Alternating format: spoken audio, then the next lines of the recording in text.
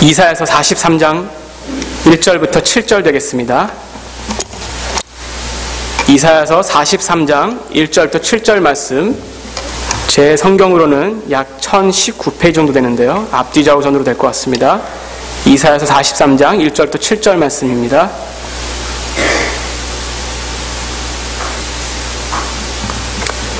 이사야서 43장 1절부터 7절 말씀, 제가 봉독해 드리도록 하겠습니다. 야곱아, 너를 창조하신 여호와께서 이제 말씀하시느니라. 이스라엘아, 너를 조성하신 자가 이제 말씀하시느니라. 너는 두려워 말라. 내가 너를 구속하였고 내가 너를 지명하여 불렀나니 너는 내 것이라. 내가 물 가운데로 지날 때에 내가 함께 할 것이라. 강을 건널 때에 물이 너를 침몰치 못할 것이며 내가 불 가운데로 행할 때에 타지도 아니할 것이요 불꽃이 너를 사르지도 못하리니 대전 나는 여호와 내 하나님이요 이스라엘의 거룩한 자요 내 구원자임이라. 내가 애굽을 너의 속량물로 구스와 스바를 너의 대신 주어노라. 내가 너를 보배롭고 존귀하게 여겨 너를 사랑하였은즉 내가 사람들을 주어 너를 바꾸며 백성들로 내 생명을 대신하리니 두려워 말라. 내가 너와 함께하여 내 자손을 동방에서부터 오게 하며 서방에서부터 너를 모을 것이며 내가 북방에게 이르기를 놓으라. 남방에게 이르기를 구려하지 말라. 내 아들들을 원방에서 이끌며 내 딸들을 땅끝에서 오게 하라. 물은 내 이름으로 일컫는 자 곧 내가 내 영광을 위하여 창조한 자를 오게 하라. 그들을 내가 지었고 만들었느니라. 아멘. 고무보트를 타고 노를 저으며 빠른 강의 물살과 급류를 타는 급류타기, 일명 래프팅은 여름 수상 레저 스포츠의 하나로 한국에서도 아주 인기 있는 레저 관광 상품이 된 지 오래입니다. 요즘 한국에서는 많은 단체들이 단합과 자신감을 증진시키기 위한 목적으로 래프팅을 하러 올 정도라고 합니다. 그 인기에 맞춰 몇 년 전 어느 한 회사가 강원도 인제의 내린천이라는 곳에 신입사원들을 데리고 래프팅하러 온 것을 한 TV 프로그램에서 밀착 취재한 적이 있었습니다. 내린천을 끼고 있는 계곡의 아찔한 절벽, 그리고 빠른 물살은 특히 처음 래프팅을 접하는 신입사원들에게는 두려움과 걱정을 주기에 충분했습니다. 간단한 몸풀기와 수상교육을 마친 후에 고무보트에 오른 8명의 인원은 배운 대로 힘차게 노를 저어 나갔습니다. 처음 이 잔잔한 물살로 시작된 강은 그러나 시간이 흐르면 흐를수록 점점 물살이 거세지고 이 경사도 급해지는 급류가 형성된 곳을 지나게 되었습니다. 게다가 여기저기 큰 바위까지 솟구쳐 있어서 금방이라도 이 고무보트가 뒤집히거나 급류에 휩쓸려 여기저기 튀어나온 바위에 부딪힐 것만 같았습니다. 급류에 보트가 크게 요동칠 때마다, 또 급한 경사에 보트가 크게 떨어져 물이 크게 튈 때마다 여기저기서 괴성이 들리고 노를 젓던 손은 노를 젓기는커녕 혹시라도 물에 빠질까 이 고무보트를 단단히 붙잡고 몸의 균형을 잡느라 정신이 없는 듯 했습니다. 그러나 고무보트는 크게 요동을 치고 물이 들어왔지만 급류에 휘말려 뒤집히거나 혹은 바위에 부딪히기는커녕 오히려 이 정해진 코스로 요리조리 바위를 잘 피하면서 가고 있는 것이었습니다. 처음 경험하는 강한 급류에 당황하여 노 젓는 것을 잊어버린 사람들 뒤로 고무보트 맨 뒤에서 노를 능숙하게 다루며 방향과 속도를 조정해 보트를 이끌고 있는 조교 한 명이 함께 타고 있었기 때문입니다. 실제로 급류 속에서 그 고무보트는 한 명의 능숙한 조교에 의해서 조종을 받고 있었습니다. 길고 긴 급류 코스를 빠져나올 때쯤 조교는 보트 안 사람들에게 구호를 외쳐주며 다시 한번 노를 젓게 하였습니다. 사람들은 다시 노를 힘차게 저으며 도착지에 이르렀습니다. 2시간여의 래프팅을 마치고 막 내린 그 보트를 탔던 한 사람에게 리포트가 질문을 물었습니다. 그 사람 대답이 참 재밌습니다. 처음에는 물에 빠지면 어쩌나, 보트가 뒤집히면 어쩌나 하는 걱정도 있었고, 또 막상 급류를 만나다 보니 보트가 크게 융치어서 겁도 났는데 막상 래프팅이 끝나고 나니 이 해냈다는 자신감 때문에 너무 즐거웠다는 것입니다. 여러분, 하지만 그 실제로 보트는 누가 조종했습니까? 만약 숙달된 조교가 그 보트에 함께 탑승하지 않았다면 그 보트는 분명히 급류에 떠밀려 뒤집히거나 바위에 부딪혀 부상자가 생겼을지도 모릅니다. 그 조교 덕분에 8명 모두가 안전하게 기쁨을 가지고 도착지에 도착할 수 있었던 것입니다. 만약 그 조교가 함께 탑승하지 않았다면 그 래프팅은 레저가 아니라 크게 다칠 수 있는 위험천만한 고통의 시간이 되었을 것입니다. 우리의 인생의 보트 위에 하나님께서 탑승하셨는지 여부도 이와 같을 것입니다. 삶을 살다 보면 예기치 않은 일들에 낙담하기도 하고 또 갑자기 두려움이 엄습해 오기도 합니다. 때로는 무너지기도 합니다. 잔잔한 물살에서는 열심히 노를 저어봅니다. 조금씩 노를 저어 앞으로 나아가는 것을 보면 그런 대로 버팁니다. 그러나 할 수 있는 것이 아무것도 없는 더 큰 어려움에 닥치게 되면 그때는 그마저 젖던 노를 포기하고 물에 빠지지 않을까, 여기서 끝장나는 것이 아닐까, 회복되지 않을까 두려움으로 주저앉게 됩니다. 그것이 바로 인간의 연약함입니다. 그런데 그때 하나님께서 한마디로 명령하십니다. 두려워 말라. 두려워 말라. 하나님께서는 그의 백성들이 시련이 닥쳐올 때에 혹은 고통을 맛볼 때에 늘 한결같이 같은 말씀을 하고 계십니다. 두려워 말라. 아브라함이 고향을 떠나 낯선 곳을 떠날 때에도, 모세가 애굽 바로왕 앞에 섰을 때에도, 그리고 여호수아가 가나안에 치러야 할 수많은 전쟁 앞에서도, 골리앗 앞에 섰던 다윗에게도, 850명의 바알과 아세라 선지자와의 대결에서도 엘리야에게, 이외에도 성경의 수많은 역경과 고난을 앞던 하나님의 백성들에게 하나님께서는 동일하게 두려워 말고 담대하라 라고 말씀하고 계신 것입니다. 오늘 본문에서도 역시 하나님께서는 이스라엘 민족이 앞으로 바벨론 포로 생활의 고난과 고통 그리고 서러움이 몰려오고 훗날에도 절대 회복될 수 없을 것 같은 절망 가운데서도 한끗 희망도 보이지 않는 힘든 상황에 처하더라도 여전히 하나님께서는 두려워하지 말라고 말씀하고 계신 것입니다. 여러분, 하나님은 어떤 분이십니까? 온 우주 만물을 창조하신 절대자이십니다. 그분에게 불가능한 일이라는 것은 없습니다. 시공간을 초월하시고 모든 것을 아시며 모든 것을 능히 할 수 있으신 그분이 한결같이 우리에게 두려워 말라라고 말씀하고 계십니다. 사랑하는 성도 여러분, 하나님께서는 오늘날 우리에게도 우리가 삶 가운데 겪고 있는, 그리고 겪게 될 고난 가운데서, 고통 가운데서 동일하게 똑같은 말씀을 하고 계십니다.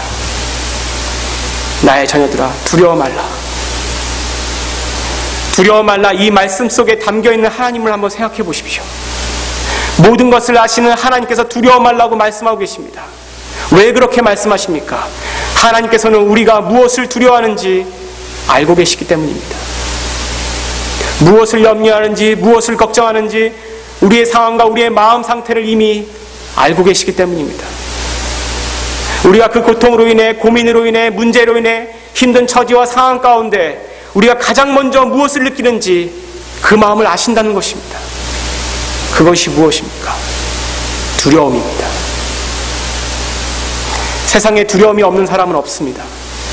사람은 누구나 주저앉아 더 이상 일어날 힘이 없을 때에 그 절망감 때문에 두려움을 느낍니다. 모든 것이 끝장날 것 같고 다시는 회복될 수 없을 것 같은 상황에 처했을 때 두려움을 느낍니다. 그런데 하나님께서 그 마음을 아신다는 것입니다.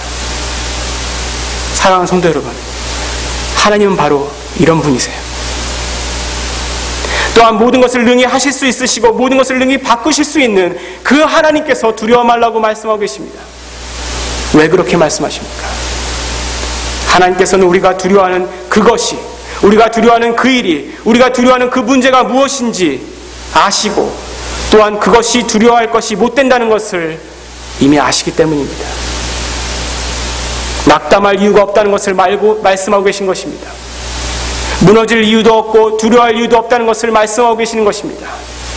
우리의 마음과 처지 상황을 다 알고 계시는 하나님, 사랑하는 성도 여러분, 하나님은 바로 그런 분이세요. 그 하나님께서 두려워하지 말라고 말씀하고 계시는 것입니다. 오늘 본문은 아주 간단하고 명료하게 그 이유를 말씀하고 있습니다. 본문 2절에 보면 내가 함께 할 것이다 라고 말씀하고 있습니다. 다시 말하면 하나님이 함께 하시면 두려워할 필요가 없다는 것입니다. 하나님이 함께 하시면 문제가 해결됩니다. 하나님이 함께 하시면 쓰러질 것 같아도 일어날 수 있습니다. 왜 특별히 하나님의 자녀들에게 그렇습니까?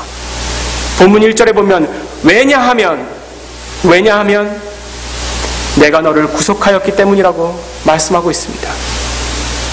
이스라엘이 두려워할 필요가 없는 이유는 하나님께서 그들을 구속하셨기 때문입니다.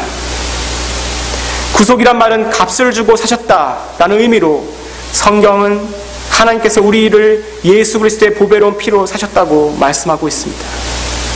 그러므로 예수 그리스도의 보혈의 구속함을 입은 우리는 두려워할 필요가 없는 것입니다. 또한 그 이유가 무엇입니까? 하나님께서 이스라엘을 지명하여 불렀기 때문이라고 말씀하고 있습니다. 성경은 구원을 하나님의 부르심으로 표현하기도 합니다. 로마서 1장 6절과 7절에는 예수 그리스도의 것으로 부르심을 입은 자, 하나님의 사랑하심을 입고 성도로 부르심을 입은 모든 자라고 말씀하고 있습니다. 로마서 8장 30절에도 또 미리 정하신 자를 부르셨다라고 말씀하고 있습니다. 그러므로 구속함과 구원함을 얻은 하나님의 백성들은 하나님을 향해 무엇이라고 말씀하고 있습니까? 하나님께서는 그들을 향해 무엇이라고 말씀하고 있습니까? 너희는 내 것이라. 고린도전서 6장 19절에는 너희는 너희의 것이 아니라 값으로 산 것이 되었으니 라고 말씀하고 있습니다. 너희는 내 것이라. 이 하나님의 말씀 가운데는 하나님의 백성은 하나님께서 직접 책임을 지신다는 그분의 사랑을 내포하고 있습니다. 그 하나님이 누구십니까? 바로 우리를 창조하신 창조주 하나님이라고 오늘 본문 첫 구절에 이미 밝히고 있습니다. 예수 그리스도의 핏값으로 구속시키시고 구원하신 그의 백성들은 하나님께서 책임지시기 때문에 어떤 어려움에도 하나님께서 함께 하시니 두려워 말라는 것입니다. 본문 2절은 그 하나님께서 구체적으로 어떻게 함께 하시는지를 은유적으로 혹은 직접적으로 표현하고 있습니다. 비록 지금의 어려움이 마치 물 가운데로 건너는 것 같고 불길 속을 걷는 것 같다 할지라도 하나님만 함께 하시면 이 모든 상황들을 두려워할 필요가 없다는 것입니다. 이 같은 어려움 속에서 우리와 함께 하시는 그 하나님께 우리는 무엇을 바랄 수 있습니까? 하나님, 그 물에서 건져주십시오. 하나님, 그 불길 속에서 건져주십시오라고 말할 수 있을 것입니다. 그런데 하나님께서는 그렇게 하지 않아요. 우리를 여전히 물 가운데로, 불 가운데로 걸어가게 하십니다. 왜 그렇게 하실까요? 그런데 하나님께서 함께 하시면 달라요. 물이 우리를 침몰시킬 것 같다 할지라도, 불이 우리를 사를 것 같지라도 그 물 가운데서 침몰하지 않아요. 그 불 가운데서도 타지 않아요. 물에서 빠지지도 않고 불에서 타 죽지도 않는데 물에서 나올 필요도 없고 불에서 나올 필요도 없는 거예요. 하나님만 함께 하시면 어떤 어려움이 온다 하도, 절망과 낙담 속에 있다 할지라도 그 어떤 어려움도 우리를 쓰러뜨리지 못합니다. 그러니 두려워할 필요가 없는 거죠. 애굽에서 나온 이스라엘 백성이 홍해 앞에 이르렀을 때에도 그들을 홍해를 돌아가게 하신 것이 아니었습니다. 홍해의 길을 말라버리게 하신 것이 아니었습니다. 다니엘의 세 친구들이 풀무불에 던져질 위기에 처해 있을 때에도 그 풀무불을 꺼버리신 것이 아니었습니다. 풀무불을 피한 다른 방법을 주신 것이 아니었어요. 하나님께서는 홍해로 계속해서 전진하게 하셨고 활활 타오르는 풀무불을 향해 들어가게 하셨지만 홍해를 갈라 이스라엘 백성을 삼키지 못하게 하셨고 풀무불이 다니엘의 세 친구를 불태우지 못하게 하셨습니다. 그것이 하나님의 방법이에요. 이것이 바로 하나님께서 함께 하시는 방법입니다. 왜 그렇게 하십니까? 하나님께서는 물속을 걷는, 불속을 걷는 것 같은 어려움 속에서 우리가 하나님을 찾아 함께 하심을 구하고 그리고 그 안에서 역사하시는 하나님의 능력을 경험하기를 바라시기 때문이에요. 하나님께서 함께 하시는 그 순간만큼은 홍해 속이 가장 안전한 곳입니다. 하나님이 함께 하시는 그 순간만큼은 풀무불이 가장 안전한 곳이었다는 것을 우리는 기억해야 합니다. 여러분, 하나님이 안 계시는 곳은 보기에는 안전해 보여도 결코 우리에게 안전한 곳이 될 수 없습니다.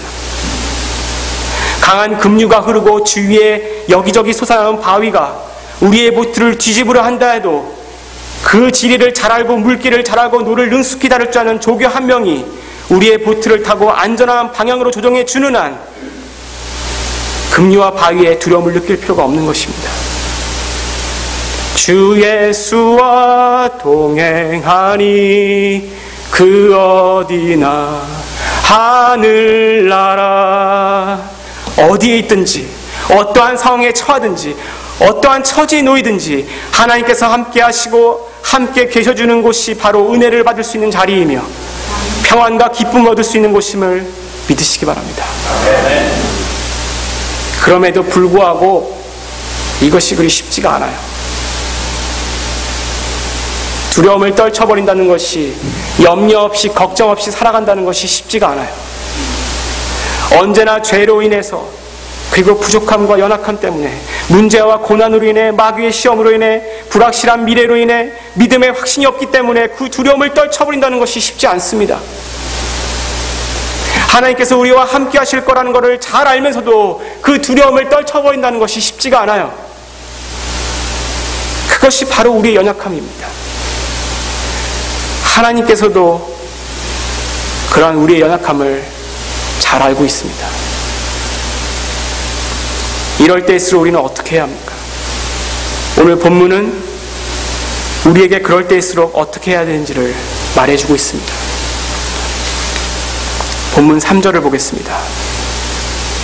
대전하는 여호와 내 하나님이요 이스라엘의 거룩한 자요 내 구원자임이라. 우리는 하나님께서 나에게 어떠한 분이신지를 깨달아야 합니다. 온 우주 만물을 창조하시고 주관하시는 절대자, 그 위대하신 하나님께서 바로 나는 너의 하나님이고 거룩한 자고 너의 구원자라고 말씀하고 계십니다. 모든 것을 능히 하실 수가 있고 모든 것을 능히 바꾸실 수 있는 그 하나님께서 바로 다른 누구에게도 아닌 바로 나의, 그 여러분의, 우리의 하나님이라고 그분 스스로 말씀하고 선포하고 계신 것입니다. 이스라엘 백성이 불순종으로 인해 앞으로 포로의 생활의 고난과 회복의 불확실성 가운데 두려워 떨고 있을 때가 온다 할지라도 불순종의 죄로 버림받아 마땅한 그때에도 여전히 하나님께서는 그들을 버리지 아니하시고 이스라엘 하나님이라고 말씀해 주신 것입니다. 하나님이 이렇게까지 이스라엘 향하여 그들의 하나님이 되어주신 까닭이 무엇입니까? 본문 3절에는 내가 너를 보배롭고 존귀하게 여기고 사랑하기 때문이라고 말씀하고 있습니다. 하나님께서 이스라엘을 버리시지 않으시고 그들에게 끝까지 하나님이 되어주신 이유는 오직 그들을 사랑하셨기 때문입니다. 신명기 7장 7절과 8절에는 여호와께서 너희를 기뻐하시고 너희를 택하심은 그가 다만 너희를 사랑하심을 인하여라고 말씀하고 있습니다. 여러분, 우리는 보배롭고 존귀한 존재가 아닙니다. 우리는 보배롭고 존귀함을 받을 만한 존재가 아닙니다. 감히 절대자이신 하나님께 사랑을 받을 만한 존재가 아닙니다. 죄로 물들어 있고 죄를 지으며 살아가는 타락한 존재일 뿐입니다. 그럼에도 불구하고 하나님께서는 우리를 보배롭고 존귀하게 여겨주시고 사랑하신다고 말씀하고 있습니다. 로마서 5장 8절에는 우리가 아직 죄인 되었을 때 우리가 존귀한 존재로 바뀐 것이 아니었죠. 우리가 아직 죄인 되었을 때에 그리스도께서 우리를 위하여 죽으심으로 하나님께서 우리에게 대한 자기의 사랑을 확증하셨느니라 라고 기록하고 있습니다. 이토록 우리를 사랑하신 하나님, 바로 그분이 그분 스스로 내가 바로 너의 하나님이라고 말씀하고 계신 것입니다. 문제 앞에 두려움을 떨칠 수 없을 때에 하나님의 함께하심을 확신하기 위해서는 하나님이 나에게 어떠한 분이신지를 알아야 한다고 했습니다. 그것을 깨달았다면 이제는 하나님께서 나에게 지금까지 역사하셨던 은혜들을 기억해야 합니다. 하나님께서는 이스라엘을 구원하시기 위하여 어떠한 대가를 치르셨습니까? 본문 3절에 계속해서 하나님께서는 애굽을 이스라엘 속량물로 구스와 스바를 이스라엘을 대신해 주었다고 말씀하고 있습니다.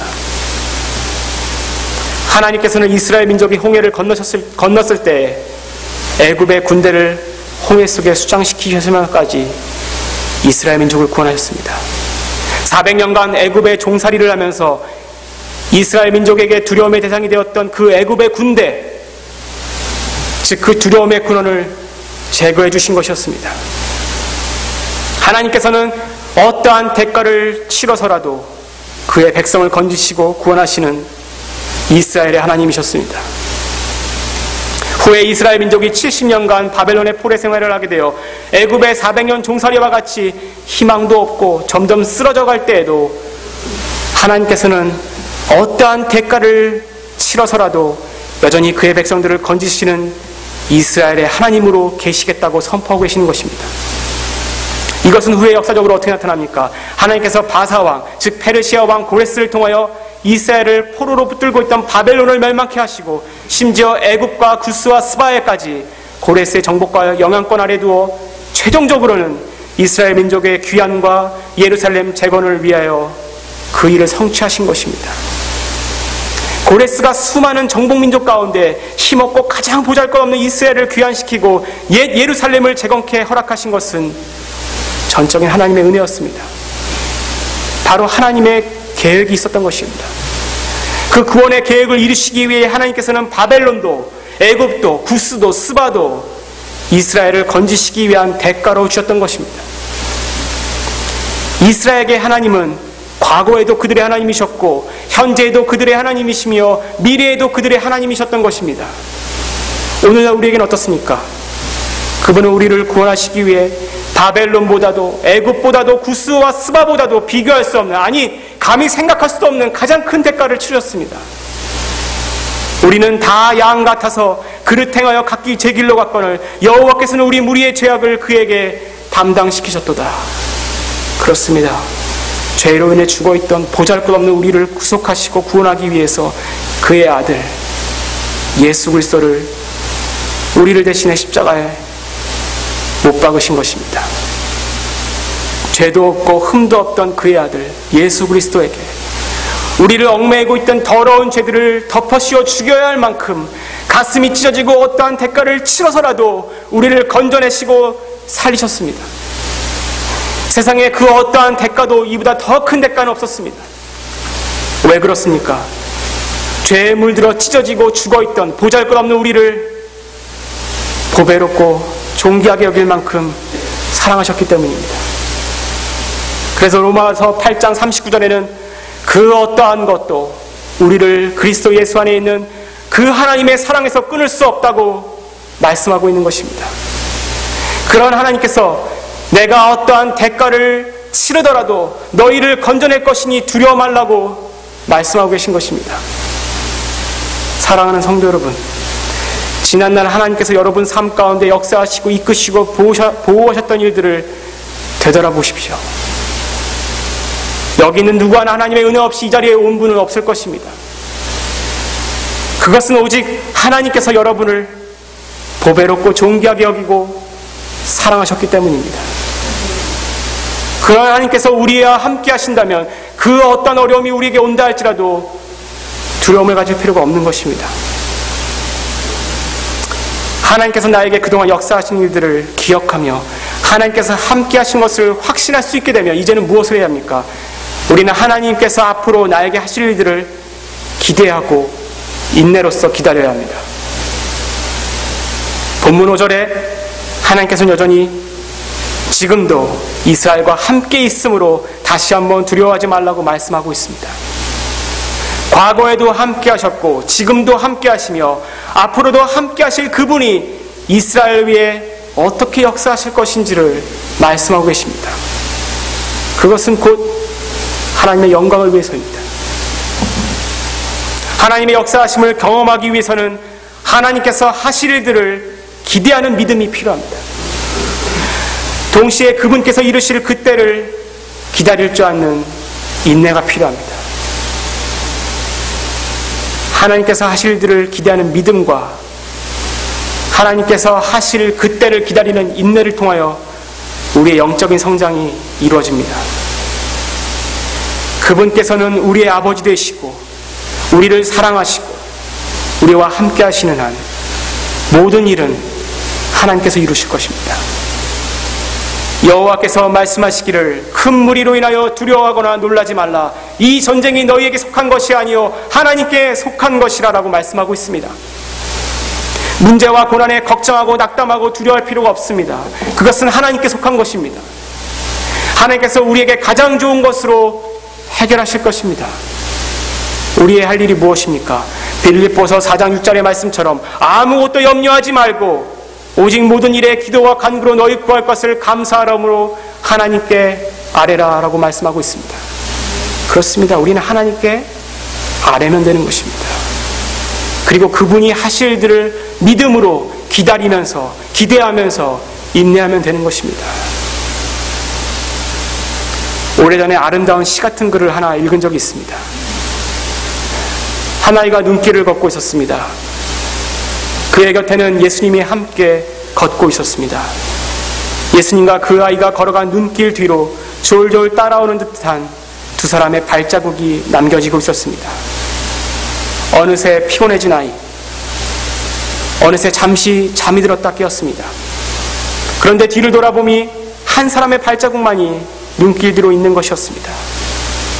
혼자라는 외로움에 갑자기 두려움이 몰려오기 시작할 무렵 그 아이는 자신의 배 위에 느껴지는 따뜻한 체온을 느낄 수가 있었습니다. 언제부터인지 자신은 예수님의 등 위에 엎여 그 먼 눈길 위를 걸어오고 있었던 것이었습니다. 그 발자국은 예수님의 발자국이었던 것입니다. 그렇습니다. 하나님께서는 우리를 결코 버리시거나 떠나시지 않으십니다. 그래서 시편의 기자는 시편 46편 1절과 3절에 하나님은 우리의 피난처시요 힘이시니 환난 중에 만날 큰 도움이시라. 그러므로 땅이 변하든지 산이 흔들려 바다 가운데 빠지든지 바닷물이 흉흉하고 뛰놀든지 그것이 넘침으로 산이 요동할지라도 우리는 두려워 아니하리로다 라고 말씀하고 있습니다. 사랑하는 클리브랜드 중앙침례교회 성도 여러분, 하나님께 자신의 삶을 맡기십시오. 그분이 여러분 자신에게 어떠한 하나님이신지를 늘 기억하십시오. 그분께서 여러분의 삶 가운데 지금까지 어떻게 역사하시고 어떻게 이끌어 주셨는지 잊지 마십시오. 모든 문제 앞에서 문제를 두려워하지 마십시오. 그 문제 뒤에 계신 그 문제 해결책이 되시는 더 크신 하나님을 믿고 기대하며 앞으로 그분께 의지하십시오. 그리고 그분이 어떻게 역사하시는지를 그때를 기다리십시오. 그분께서 분명 함께 하실 것입니다. 움직이실 것입니다. 그분이 바로 우리의 아버지십니다. 기억하시고 힘내시고 늘 승리하시는 저와 여러분이 되시기를 주님의 이름으로 축원합니다. 다 같이